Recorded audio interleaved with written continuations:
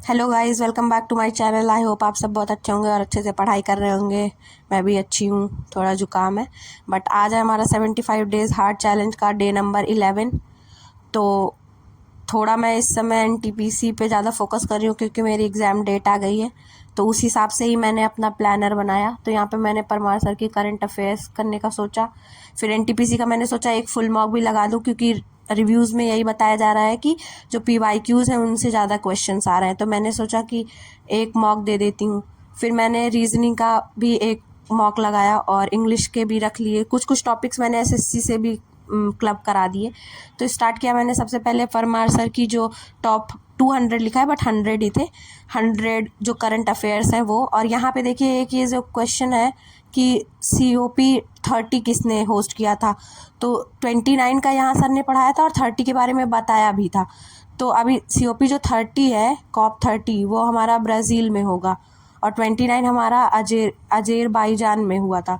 तो COP 30 पे मैंने एक शिफ्ट में देखा कि क्वेश्चन आए हैं, तो मुझे लगा कि ये काफ़ी यूज़फुल सीरीज़ है, तो मुझे इनका वन शॉट ही सारा कंप्लीट कर लेना चाहिए ताकि जो भी अगर क्वेश्चन फंसे तो मैं उसको कर ले जाऊँ। तो मैंने इसको स्टार्ट किया और फिनिश किया। तो काफ़ी अच्छे अच्छे क्वेश्चन थे, मुझे ऐसा लगा कि ये एसएससी में भी काम आएंगे, तो मैंने कर लिया। उसके बाद नेक्स्ट मैंने 2 इंग्लिश के मॉक लगाए। एक में मेरा आया 45 और यहाँ पे मेरे 2 क्वेश्चंस जो भी गलत गए, इसमें से मेरा एक वोकैब का गलत गया। यहाँ पे will have I am eating होना चाहिए। और यहाँ पे जो मेरा गलत गया उसमें इसको मैंने नोट कर लिया फटाफट अपने जो है कॉपी में। एक मैंने अलग से वोकैब की कॉपी, इंग्लिश की ही कॉपी बना रखी है, तो वहाँ पे मैं लिख लेती हूँ ताकि जब नेक्स्ट मॉक दूँ तो उसको रिवाइज़ करके दूँ।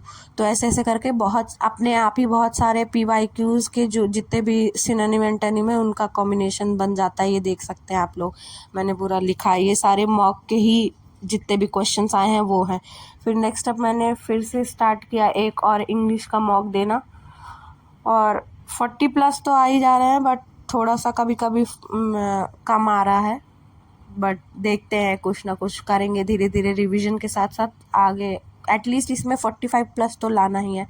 अब यहाँ पे जैसे ऑप्शन में 4 टॉपिक्स थे, तो जैसे मुझे टेरिफाइंग और मिसलीडिंग का मतलब पता था लेकिन बाकी जो एस्थेटिक का मतलब नहीं पता था, तो मैंने उसको नोट डाउन कर लिया, उसको भी कॉपी में। तो ऐसा नहीं है कि आप सिर्फ क्वेश्चन और उसका आंसर लिखते हैं। अगर एक MCQ है उसमें बेसिकली 5 आपको सिनोनिम एंटोनिम मिल जाते हैं। तो ऐसे ही मैंने उसके आगे इस मॉक का भी जितना भी टॉपिक था, जो भी आंसर्स थे, उसको लिखा अच्छे से, सारी कॉपी में नोट किया और तुरंत के तुरंत ही उसको रिवाइज़ कर लिया ताकि कोई प्रॉब्लम ना हो। उसके बाद नेक्स्ट मैंने एक एनटीपीसी का मॉक लगाया 4 जनवरी का, शिफ्ट फर्स्ट 2021 का। उसमें कट ऑफ था 68 और मेरे आए थे 69.33। तो थोड़ा सा एक्यूरेसी पे ध्यान देना है, अदरवाइज़ और भी मार्क्स बनते। देखिए यहाँ पे एक्यूरेसी 80% है। अगर ये 90+ होती तो मार्क्स आराम से 75+ होता, क्योंकि जिस हिसाब से पेपर आ रहा है, लोग कह रहे हैं कि UR का कैटेगरी का जो मॉक है उसमें स्कोर एटलीस्ट 75+ होने चाहिए। तो फिर उसके बाद मैंने रीजनिंग का जो आजकल जो एनालिसिस चल रही है, मैंने कहा 1-2 लेक्चर्स उसके भी देख लेती हूँ, क्योंकि हमें नहीं पता होता ना कि पैटर्न जब चेंज हो रहा है तो कौन से नए तरीके के क्वेश्चंस आएंगे, कौन से नए तरीके के नहीं आएंगे।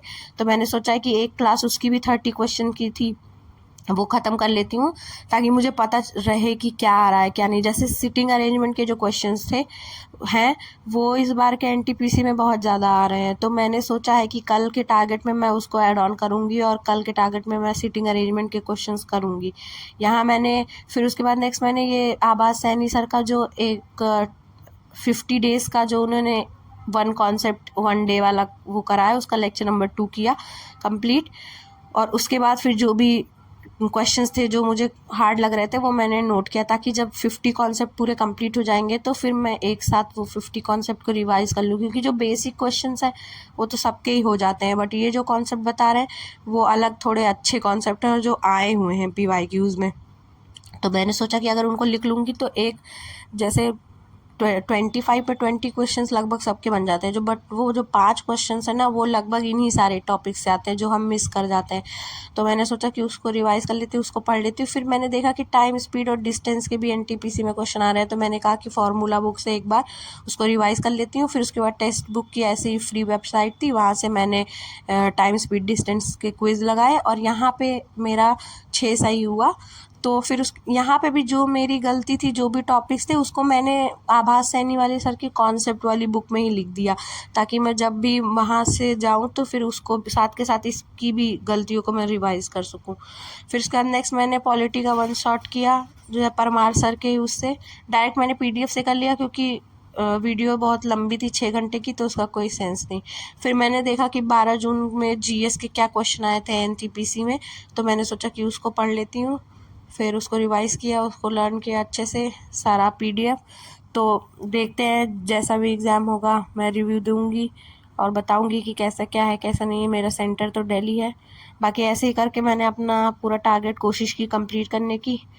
तो आप लोग भी पढ़ते रहिए, और जिसको भी अगर अलग से डाउट वाला ग्रुप ज्वाइन करना है तो मैं टेलीग्राम का लिंक डिस्क्रिप्शन में डाल दूँगी, आप लोग उसको ज्वाइन कर सकते हैं। तो पढ़ते रहिए और वीडियोज़ लाइक सब्सक्राइब कर देना। बाय।